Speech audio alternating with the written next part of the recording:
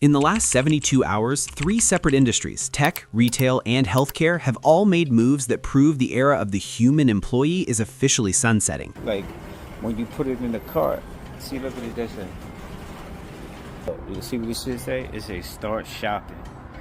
You know what I'm saying? So you know what I think, right? This gonna put cashiers. No more. You ain't gonna need no cashiers. Let's deal with the company that's laying people off. Every carpenter could now be an architect. Every plumber will become an architect. We're going to elevate the capability of every... Why are companies laying off people, saying that, you know what, NVIDIA is giving us the opportunity to do more with less? Why not do more with more? Because you're out of imagination. For companies with imagination, you will do more with less. For companies that are, when the leadership just out of ideas, they have nothing else to do, they have no reason to imagine greater than they are, then when they have more capability, they don't do more. Almost every job now is going to have to either figure out how to deploy AI so that it becomes part of their system, or they're going to have to adapt to a sort of a hollowing out of some of those mid-level jobs. The largest groups of affected Oracle employees include software developers, program and project managers, and system analysts. Consulting, IT, and sales-related positions also impacted. And what's going on with Oracle is similar to what's going on with a lot of countries in that space. I mean, you're seeing a lot of adjusting to AI. An adjustment 539 Kansas City workers will now be forced to make as they look for new jobs. Just tell them not to lose hope. They do have a skill set that can be applicable, but they may need to go seek different certificates to become, for that relevancy. I just found out they're losing their jobs. A document Oracle sent to the Missouri Department of Higher Education and Workforce confirms 539 Kansas City employees were notified in the past 5 days they'll be terminated at the end of May. And if you think your job is safe because it requires a high-level degree, you are about to see why a CEO in New York just proved you wrong.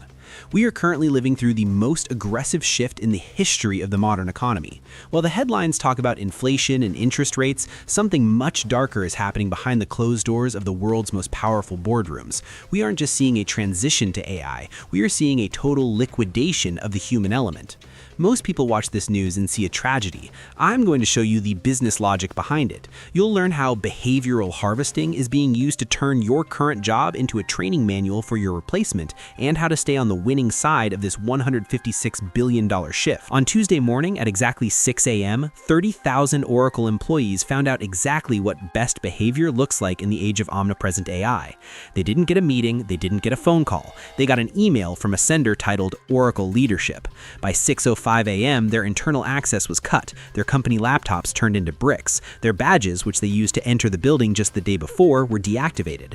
Oracle just reported a 95% jump in net income, banking over $6 billion in profit last quarter alone. Companies in financial trouble fire people to survive. Oracle is firing 30,000 people because they've decided humans are no longer a business need. But it gets darker. Internal leaks from the engineering departments suggest that Oracle's monitoring systems have reached a level of surveillance that would make a prison warden blush. Ellison has reportedly doubled down on the philosophy that we don't turn the camera off even during bathroom breaks. Instead, we secure the footage unless there's a court order. This isn't just about catching people slacking off, it's about behavioral harvesting.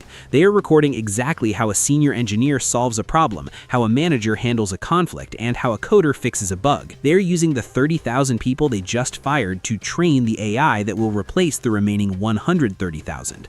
They are recording your excellence so they can automate it, and then they are deleting you at 6 a.m. Think about that. The chairman of a $300 billion company is openly discussing a world where privacy is a secondary concern to data security. The 30,000 people who were fired, they weren't just redundant, they were the test subjects for an AI management system that decided their keystrokes and active time weren't worth the salary. But why the rush? Why fire 30,000 people while you're making record profits? Because Oracle is currently burning $10 billion in cash every 6 months to fund Project Stargate, a $156 billion AI supercomputer that requires so much power it may eventually need its own nuclear reactor. Larry Ellison is liquidating 18% of his human workforce to buy the chips for the machine that will eventually replace the other 82%. And if you think this is only happening in the Silicon Valley bubble, look at what just happened to your local grocery store. Quietly, over the last few months, a new piece of hardware has been appearing in aisles across America. It looks like a standard shopping cart, but it is actually a mobile surveillance unit.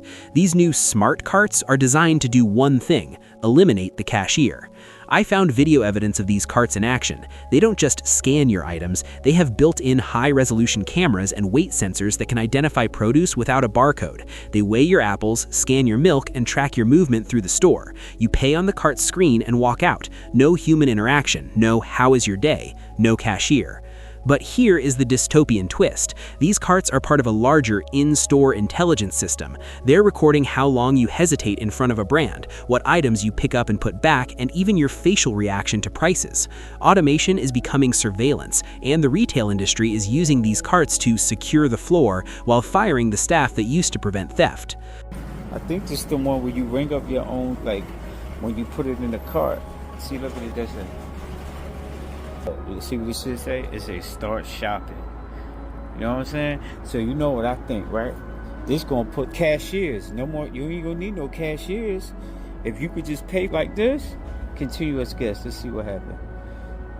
First time using new cart. Yeah, got me. Let's see what they talking about. Add product. Face it. Don't hold item. Just put it in there.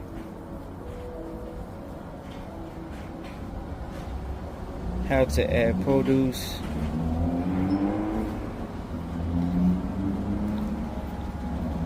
Look, yo, this new technology, man, right here. Y'all ain't got no business working any damn way. You know what I'm saying? Y'all ain't got no business working any. You know what I'm saying? Yo, yeah, look. You pay for everything right through the cart, yo. You know what I'm saying? Look, EBT. Look, it's the new wave right here. It's the new technology. Know what I mean? Let's put the cashiers out of work. You know what I mean? Most people think, fine, let the machines take the low-wage jobs. I have a degree. I'm a professional. That brings us to topic number 3. Mitchell H. Katz, the CEO of America's largest public hospital system, just dropped a bombshell. He stated that he is ready to begin replacing radiologists with artificial intelligence for diagnostic tasks as soon as the law allows it. Think about the level of training it takes to become a radiologist. Years of medical school, hundreds of thousands in debt, extreme specialization. And yet, the head of the New York City public hospital system says AI should be the first reader for mammograms and x-rays. The plan is simple. Let the AI scan the images first. If the AI says it's normal, no human doctor ever sees it. The radiologist only gets called in if the machine flags an abnormality. Katz calls this major savings. The medical community calls it confidently uninformed and a danger to patient safety. Radiologists are fighting back, arguing that AI is nowhere near ready to provide independent care. But the CEOs are looking at the math. A human radiologist is expensive. An AI license is cheap. In the eyes of the hospital board, the 99% accuracy of a machine is good enough if it saves millions in payroll. So what is the deep why connecting the 6 a.m. Oracle emails, the smart shopping carts, and the replacement of doctors? It is the death of the middle class. In the 20th century, if you worked hard, you had a job for life. In 2026, you have a job until the algorithm finds a cheaper way.